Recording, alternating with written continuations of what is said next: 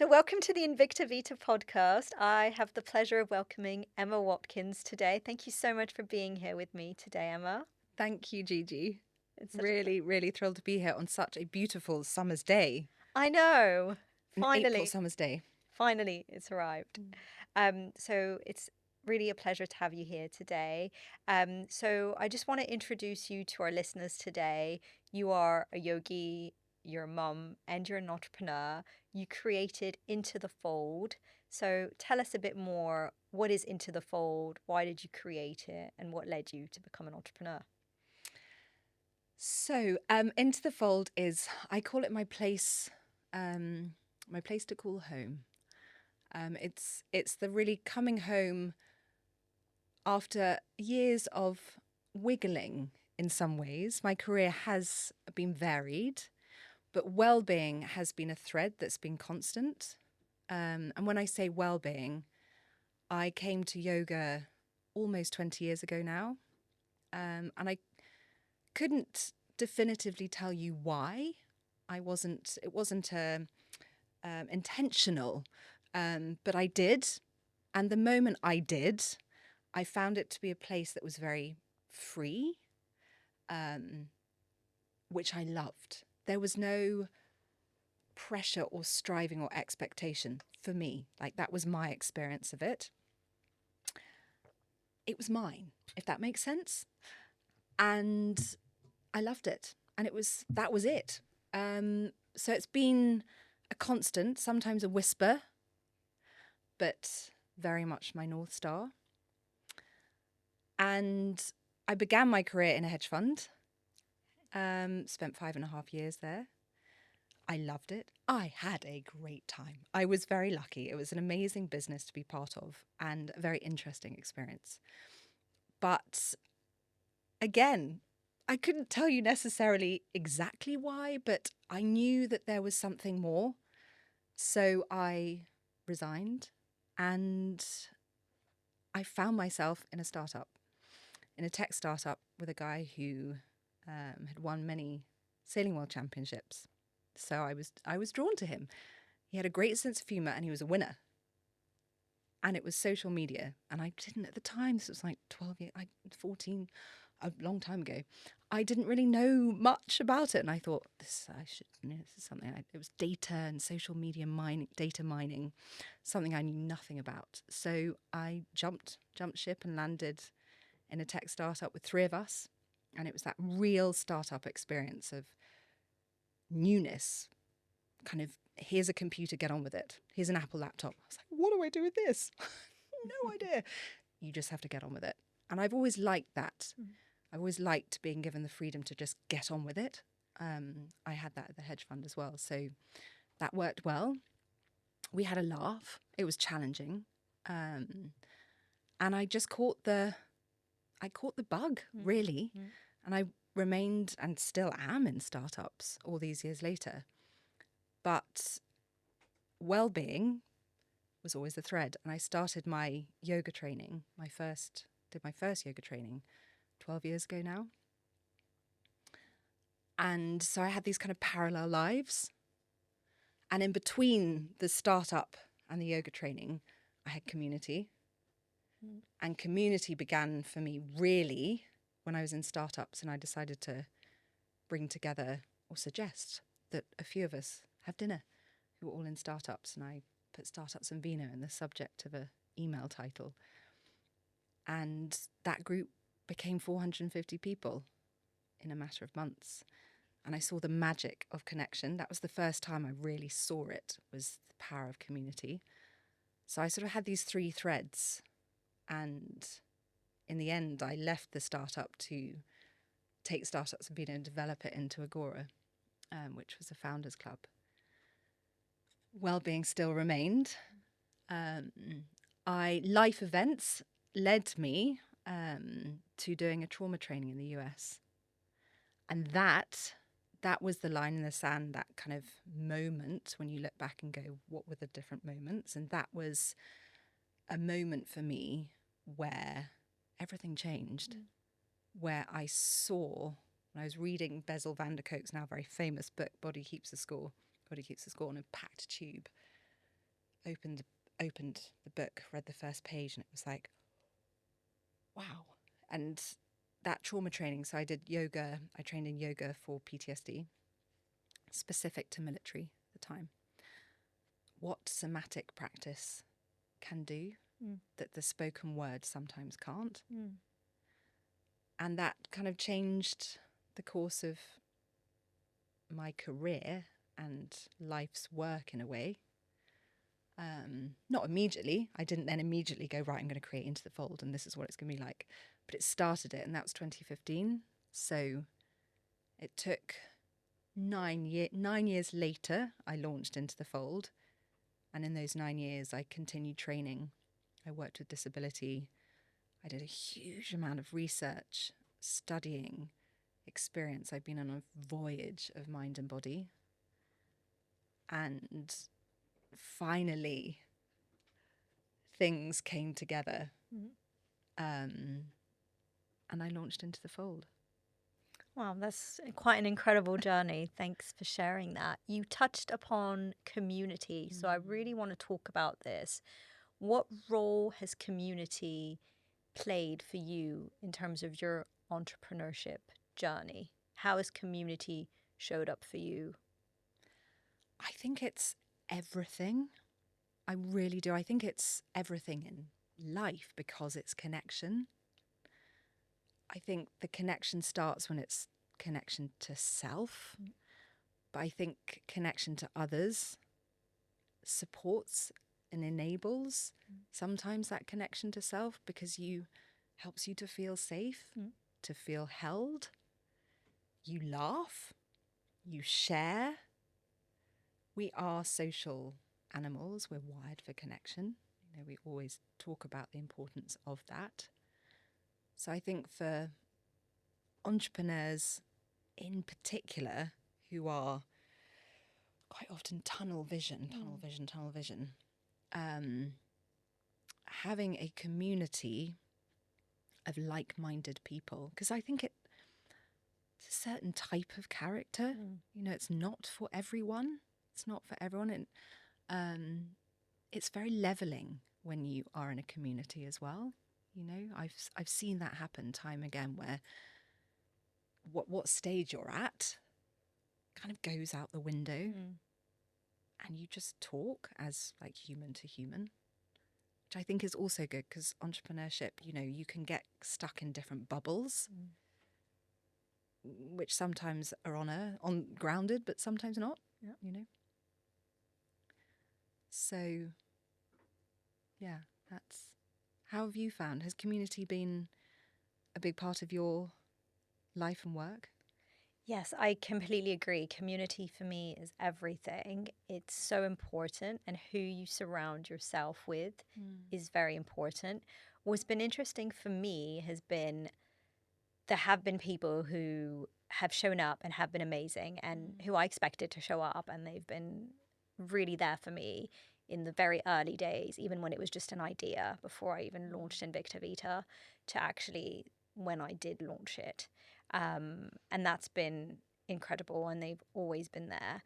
But I do want to touch upon the fact that, and I know other entrepreneurs have spoken about this as well, is that sometimes what is surprising is certain people that you might have expected to show up or who you've supported in their entrepreneur journey weren't necessarily as supportive or there as much.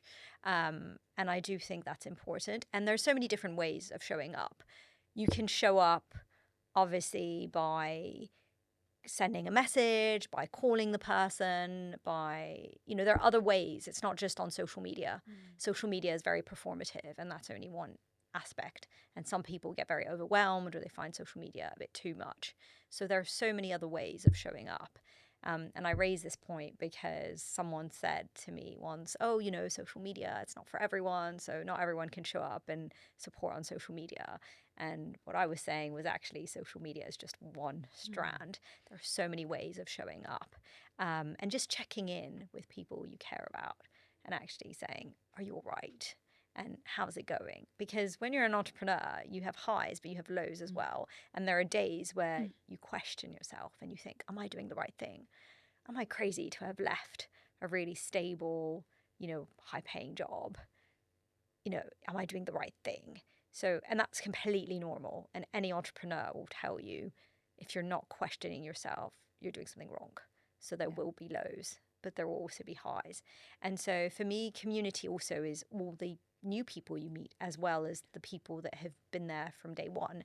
And I've been so lucky in terms of the new people I've met as well, who have been incredibly supportive, who've trusted me with their clients or their children or their contacts or their friends and said, can you help them? Can you mentor them? And that means a lot because people buy people. It's all about trust. It is all about trust, and what you say really resonates, and I'm sure it absolutely will do for anyone who is listening to this, that in all walks of life, you can get people who are givers and takers. Absolutely. And when I had Agora, which was the business before Interfold, and it was a members club, and I started it, and I was like, have me, basically, to all members. I wasn't charging enough, and I didn't create the right boundaries. And actually, like, I look back now, and I was, for the most part, with the members, unbelievably lucky, because I look at where they've gone now and it's so inspiring. But kind of outside of that core group, there was, and there still continues to be, the people who you will give to and they will just take. So creating boundaries is very important. And alongside that, finding your tribe, and holding on to it. I have a few close girlfriends that I met early on in kind of entrepreneurial space 10, 12 years ago. And they're all doing different things spread across the country or Europe, not necessarily still here. But I know exactly who they are, and I just know we've just been through it all together, and I can just call them up, I can message them, and I just feel very held and very safe. And alongside that, meeting new people, for me, that's why I've also loved having Agora, having Into the Fold again, because I am creating a tribe, albeit different. Agora is very much in person, but I love that spark that comes with a new connection. I love a stranger, so yeah. And I think kind of alongside all of those things, you touched on it, there can be, and of course there are lows, like life is like that. It's two sides of a coin. And people talk about the loneliness, or touch on it, the loneliness that an entrepreneur can feel. Have you ever felt lonely? That's quite a heavy word, not heavy word, but it's almost onomatopoeic, isn't it? You can like feel it when you say the word lonely. You feel, yeah, you really do feel it. And I think that's a great question. And I have felt lonely. And it's really interesting because I spent almost 15 years in the corporate world, in the world of finance, where I would go into an office every single day and I was surrounded by people. So I had my assistant, I had my team, I had, it was just noisy, buzzy. My boss was there, like everyone was there. So you can imagine, in a very kind of noisy, buzzy bank. And I went from that to effectively having my own business, where there are times when I'm all on my own, literally me at a desk and computer, and that's it. And whilst I am with clients a lot and I am in meetings a lot, there are moments when it's just me, when the hard work has to be done, things have to be prepared. And there are moments where you do feel lonely. You feel lonely in terms of you have to make all the decisions yourself. There's no one above you or no one you're really talking to saying, do we have budget for this, or should I spend on this? And I get messaged left, right, and center from people saying, you should do this, you should do this, we'd like to do this. And you're there really calling the shots and deciding who to work with, what to spend your money on, what events to put on. And there are times it can feel quite lonely. And it's not just the noise, it's the actual decision making. Yeah. And so, not having that team behind you to actually help you make those decisions can be quite difficult. It's a process as well. Throughout being an entrepreneur, you will sometimes make the wrong decisions. You sometimes trust the wrong people. And that's about who to choose to work with. And I feel really fortunate today that I have some really incredible people around me. But that's been a process as well of finding the right people, knowing who to trust, and finding people who really believe in me and in my project and in my ethos and in my vision. But I do think loneliness as an entrepreneur is very common. I haven't heard it spoken about that much though. And I don't know, why is that, do you think, that it's not really spoken about? Um, I think it, in part, it may be because now there are so many more communities. 10, 12 years ago, when I left hedge fund, joined the startup, there was nothing like there is now. So I wonder whether that, as a positive, might influence why it's not spoken about. I do think there's a much better support network for founders now.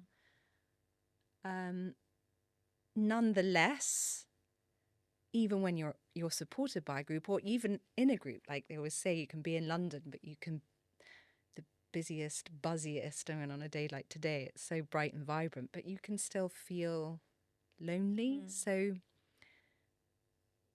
it can be part and parcel of that entrepreneurial journey. And I do think if we can kind of separate out or reframe loneliness, but to be a time where it's kind of coming, because it's so noisy. Entrepreneur, it's so noisy. It's always noisy because of everything that's just going on in your head, even if it's not noisy kind of externally.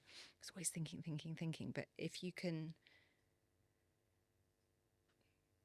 know that the quieter times where one might feel lonely are actually the opportunities to pause and to reflect and actually to kind of step away from the noise, then there's a way of kind of reframing that. And it's funny because I was thinking, I was like, I actually, cause since starting Into the Fold, I haven't felt lonely. And then when you were talking about decisions, and I was like, I have my web designer who has become a very close friend. She really understands well-being and the exploration of well-being in the same way that we approach it from a similar viewpoint. And she's been an incredible sounding board. And I've been in touch with her probably every single day for those key moments of decision. So because we are like-minded and we work really well together, very straightforward and open and willing to have like difficult conversation, I think that's really important to have. So that's kind of two sides to your two-part answer to your question. Is one, maybe we can look at reframing loneliness. So when that does come, it's then reflecting on it and maybe seeing what else we can do with that. And two, finding we don't need loads. Don't need loads and loads of people, one or two, but we do need them. Yeah, it's quality over quantity. And I can definitely relate when you were talking about your web designer, with regards to my social media manager. She's been such a great sounding board for me. And it took me a while to find her, but I actually found her through a network and a group of entrepreneurs, female entrepreneurs, actually. And so you're right. Now we have more of these groups, and it can enable us to actually find people with similar ethos and similar values. And that's so important. And having those few key people in our network who can support us and help us when we've got difficult decisions or when we're unsure about things, who really are invested in us as people and don't just see us as numbers, I think is so important. You actually created the Wobble Toolkit. Can you tell me more about that? Yes, so the Wobble Toolkit, which actually sits now within Into the Fold. I love a toolkit. As it happens, I didn't realise I did. So now I now have a range of toolkits: the micro toolkit, the essential toolkit, the stress toolkit, soon to be the freedom toolkit, the parent toolkit. The Wobble Toolkit was the OG toolkit. I created it about 8 years ago now. I had a pretty major burnout in 2018. And as I navigated my way out of that, I didn't really know where to turn. There wasn't like an obvious recovery protocol, you know. Even in those intervening years, there's so much more. Burnout is that kind of word now, isn't it? It's very much that word. But that's a kind of whole different conversation. But the Wobble Toolkit, again, I didn't intentionally create it. I must have just been talking about wobbling, and then it just came. And I thought, that works, because we all have wobbles. It's not as burnout. We all wobble. Like, it's a very inevitable part of life, and it doesn't have to be the end of the world. We can recenter ourselves before completely kind of going kerplonk. So the Wobble Toolkit is your individualized support system for life. It's about getting to know you and what works for you, and being curious about what works for you, so that in those moments you have the tools and the tips and the rituals that you can turn to right yourself again. And also in the intervening periods, because I talk a lot about this in Into the Fold, but it's creating the foundations and rooting. The old analogy about the tree, like, the deeper the roots, the more we're able to withstand winds. Those analogies are there for a reason. And the Wobble Toolkit's there for that too. It's to maintain well. And it talks of the 5 dimensions of health, which I see to be mental, emotional, physical, spiritual, social. Spiritual being the glue that wraps round, and spiritual can be different for every single person. But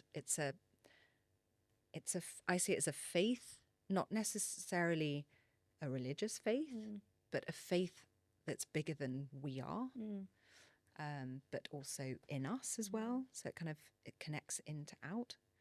Social, we've touched on, and it can be very simple. It doesn't have to be expensive and dramatic. Laughter with friends is so important. Emotional and mental are so intertwined, and we talk so much about mental, but not so much about emotional health. And of course physical, which there are 2 sides to the physical. There's the uplifting cardio energetic, like, release and building of strength, which is so key. But there's also the resting and down regulation that can come with physical exercise as well. We need both. So the Wobble Toolkit kind of explores what sits in each of those, and then encourages you, whoever I'm presenting the course, to go and create their own. I'd love everyone to have a Wobble Toolkit. Sounds so interesting. What are some of your well-being techniques? And also for our listeners who maybe haven't explored yoga or are thinking about it, how can it help them? So Into the Fold is very much yoga and breathwork. In fact, I now reference it as movement and breathwork, and that was very intentional because it's actually the somatic practice, which is the foundation of everything that Into the Fold speaks to. This yoga is the movement, but I do find that yoga can sometimes put people off because people have a perception of what yoga is. Yeah. So by kind of tweaking that to movement, it opens the doors to people. So movement and breath work are two of I see as our mini superpowers. I see us as having various different mini superpowers that are free and at our fingertips, which I love. Free resources. And yoga, of which breath work is part of, if we look at kind of the 8 limbs of yoga, Ashtanga, I don't know if your listeners know that Ashtanga is 8 limbs. The practice, the holistic practice of yoga, talks about how we live our life, as well as how we move and how we breathe. And all of these things are supporting us to move inwards, to kind of peel back the layers in order for us to kind of connect outwards, to kind of come back to this place of peace and connection. That's how I interpret the practice of yoga. From a kind of more today perspective, movement, yoga, breath work, it helps us to process the stories of our lives, which we store as, if you think of ourselves, you have a little stamp. Life's experiences are like imprints. We're covered in them. They're called samskaras in Sanskrit. But and if you think about your nervous system being constantly stamped, though they're not all bad, all of those stamps don't need to be bad, but nevertheless we are a story, and if we're not moving, those stories don't have a chance to either integrate or to be processed and released. So I see that as a really big part. Yoga as a practice, it changes your brain, literally changes your brain. It changes how you think, how you feel, and how you feel and how you think. It builds a sense of interoception, as movement does, building that inner awareness, boosts your immune system. Breath work is such a powerful resource. It can shift you physiologically in a matter of seconds, whether you need to boost or reset or down-regulate. So I see them as little training methods to self. And I could talk for hours on them. So you've obviously had some great experience in terms of startups and then having your own business. What advice would you give any of our listeners today who are thinking of setting up their own business? I would say the idea is so important. If you're solving something, bingo bongo, it's going to make it, a lot easier to stand out. Know that when you start, it's going to look different in a month, 2 months, in a year. And to be okay with that, and to not be too attached to the original idea if the original idea is not the right one, and to be willing to let go of that. To find your people, really find your people, and know that you have the kind of support around you, home-wise, on board, whatever that might look, depending on your family, your home setup, and go into it in part with your eyes open, but also know that you also have your eyes closed, and it's okay. There are going to be a lot of learnings along the way, and grit. Gotta have grit. And grit I equate also to taking care of yourself. You know, I still see it being the thing that comes last, and it's gotta be up there. It's part of the reason I created Into the Fold, was to create content that was quick and easy and simple, that doesn't take hours and isn't really difficult to access, because we all have the ability to take care of ourselves. And it might sound cliched, but without our health, we have nothing. So, yeah. And on that, you mentioned wellbeing techniques, which I didn't reference. Your previous question, I went on a talking about all the benefits, of which there are so many. I can share two quick ones, which I think are, I hope, I find to be very helpful. So the first,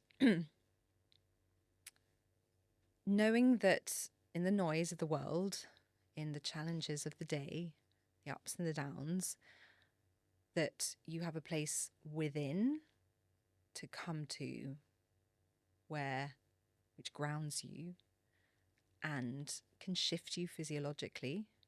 It's really powerful, because we can't always control the external. So hand on heart and hand on belly, for me, is this one of the simplest practices, where you can close your eyes, hand on heart, hand on belly, inhaling from belly to heart and heart to belly. And what that does is it deepens the breath, hands on body, very soothing, so it regulates. So your nervous system soothes, your mind drops down into your body. And then embodying, bringing to mind an anchor, which you can create, a happy memory, or use your imagination, another mini superpower, and create that happy place and anchor it, so that when your hands come on to body, close your eyes, you can tap into that.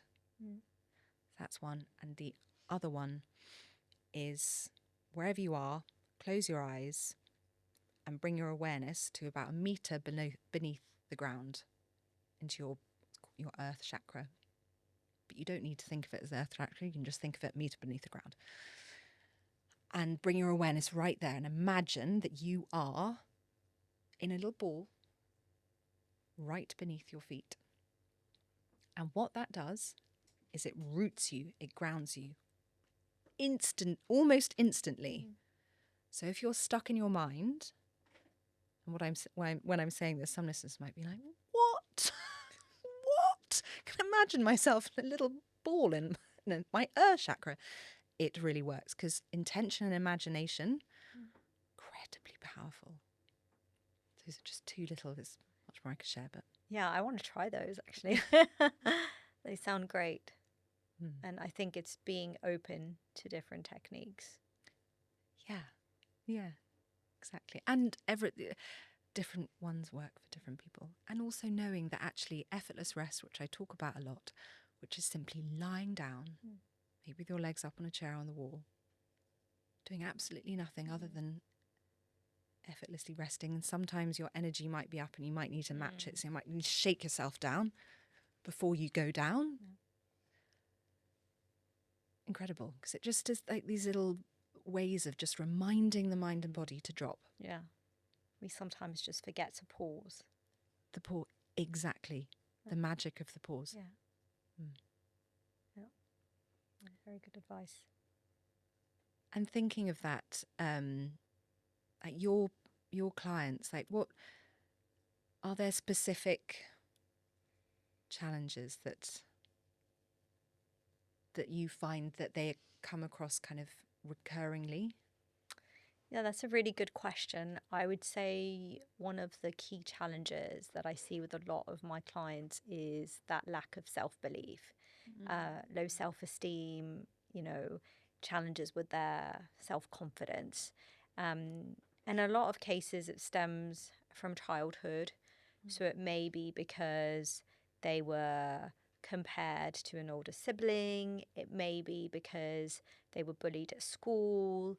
In some clients, it stems from the fact that they did really well at school and they went on to university and they've struggled to land a job. And this is actually a huge crisis currently. I've never seen it so bad for young people actually landing a job. And I'm talking about highly educated, extremely bright, extremely capable people who are struggling to get a job, who are effectively being ghosted. So they're sending hundreds, sometimes even thousands of applications and not getting a single response.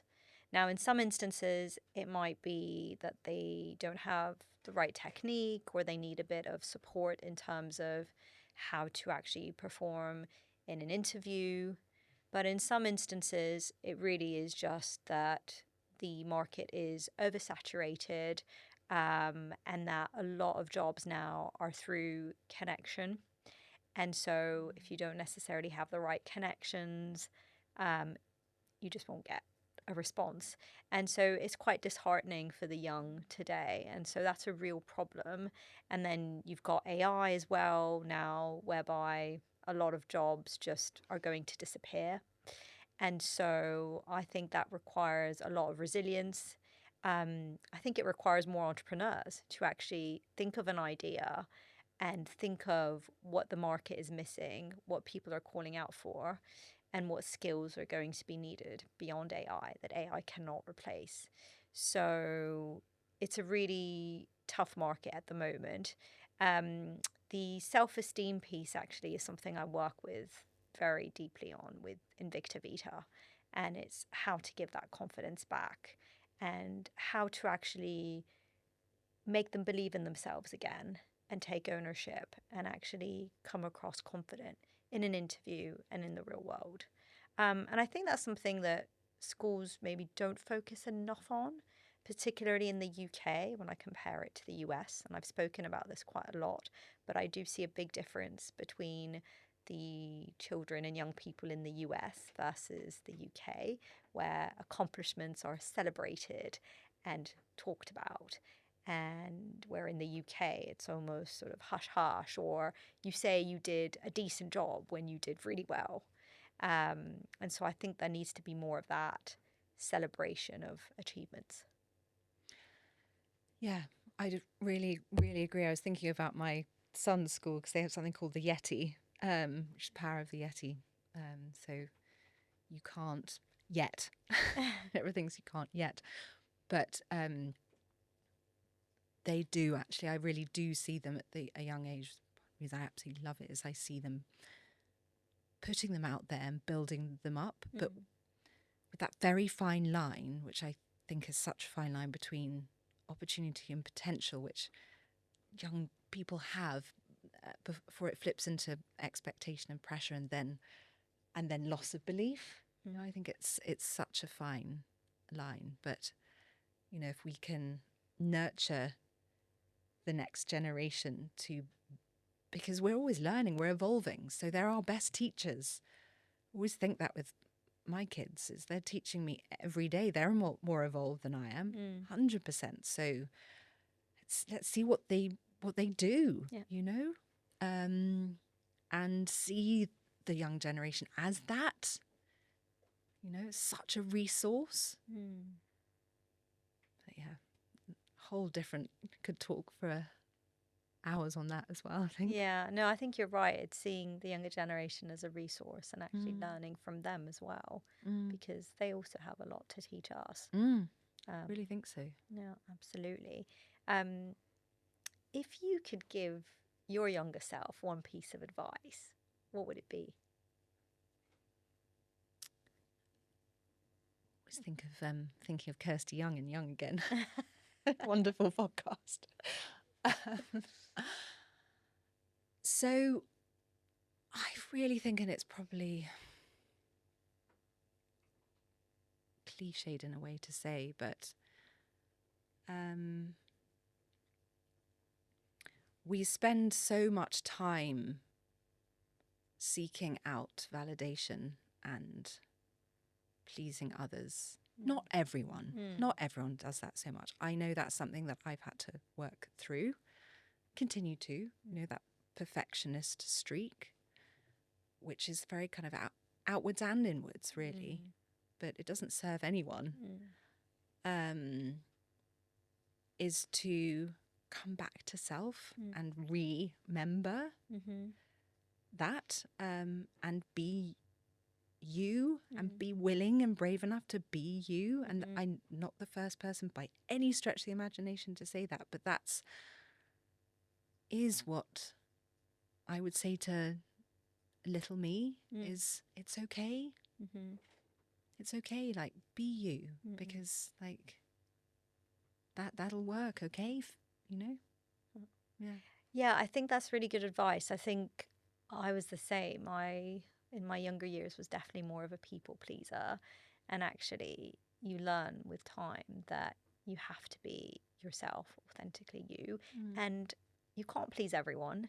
And actually, sometimes the way you help yourself is by saying no.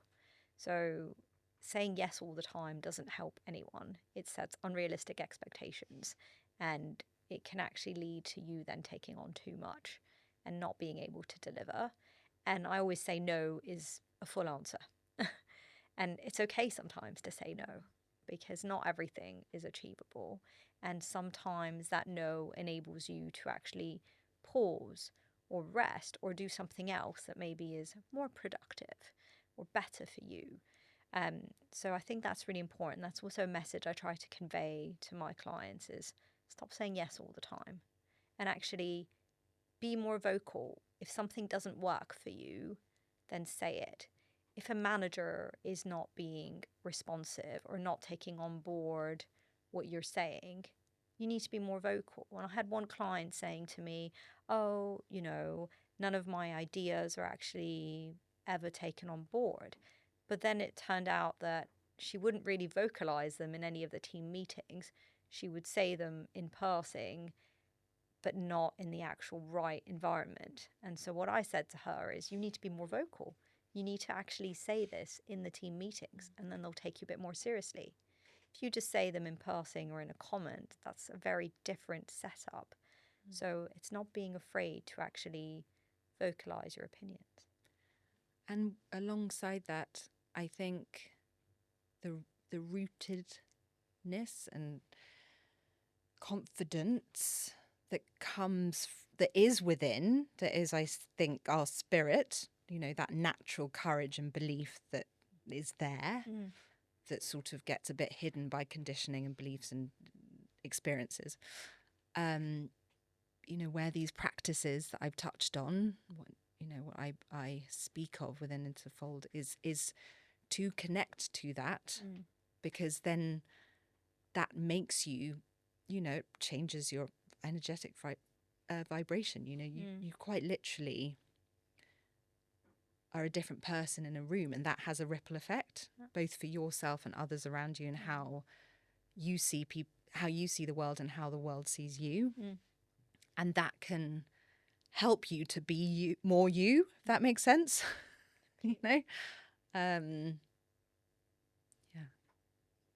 No, absolutely. It's being authentically you. And I think from everything you've said, and you've said some really important things today, but one thing that really stuck with me is the power of your community. And it's about quality, not quantity, because we often think, oh, we need so many people around us. And actually, we need good quality people who actually really believe in us and who are there as sounding boards. We don't need hundreds and hundreds of people, just a few, but a few quality people who we can trust and who are there not just to celebrate the highs, but who are there as well when we've got the lows and we need that support. And that is so important. And I think for anyone who wants to go and become an entrepreneur, because it sounds very sexy, doesn't it? Oh, I'm an entrepreneur. But actually, it's really hard work.